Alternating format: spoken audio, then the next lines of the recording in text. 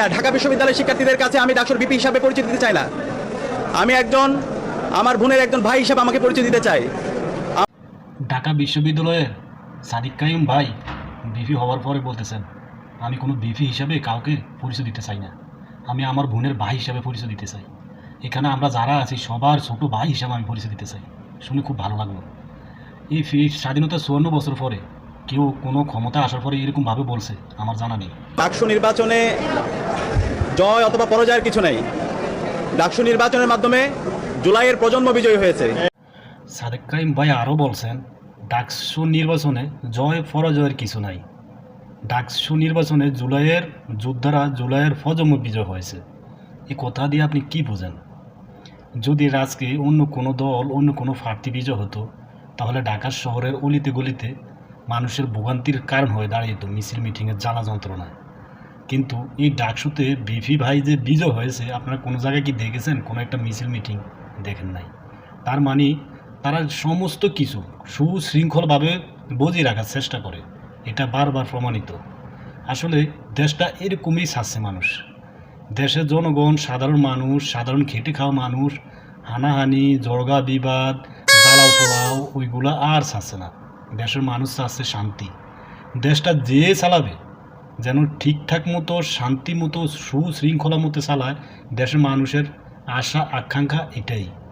কিন্তু আমাদের দেশে করে কি, ভোটের সময় হলে কিছু লোক আছে গ্রাম মহল্লা সব জায়গায় আপনার হাতে ধরবে, পায়ে ধরবে, আপনাকে হাঞ্জা করে ধরবে, কোলাকুলি দেবে, দেয়া দিয়ে আপনার মন জয় করবে খানিকের জন্য, বেশি কতক্ষণ জন্য না। যখন এই ইলেকশনটা শেষ হবে আপনার মূল্যবান ভোটটা দিয়ে দিবেন, কেউ ফাঁস করে ফেললো, তখন পরের দিন আপনি ওনার সাথে আর দেখা করতে পারবেন না। আপনি কোনো একটা সমস্যা নিয়ে যাবেন, কোনো একটা ঝামেলা নিয়ে যাবেন, ওনার সাথে দেখা করা সম্ভব হবে না। ফোন করলে বললে পরে আসেন বলতে বলতে আপনাকে হাঁটাইতে হাঁটাইতে পায়ের জুতার তলা ক্ষয় করেই ফেলবে।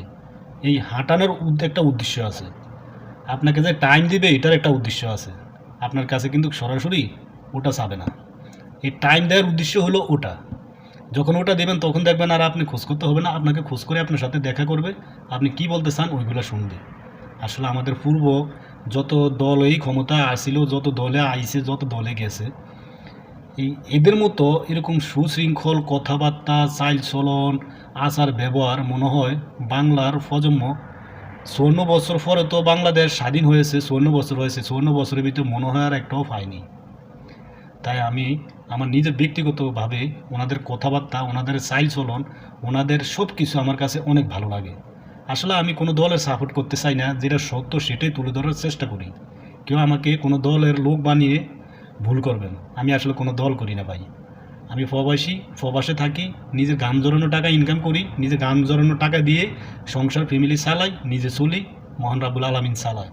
আমার বাপ দাদা চাচা জেঠার গোষ্ঠীর ভিতরেও কেউ রাজনীতি করে না, সবাই এভাবেই চলে। আশা করি কথাটা বুঝতে পেরেছেন।